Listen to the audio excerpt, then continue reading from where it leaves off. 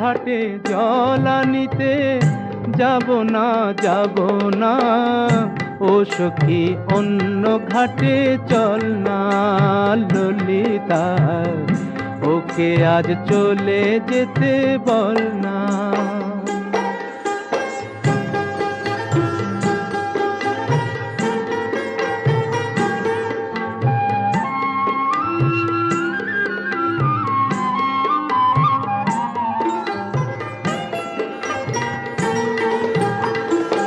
দিবালোকে সে আমায় নাম ধরে ডাকে, আমাকে সবাই দোষে সে সাধু থাকে।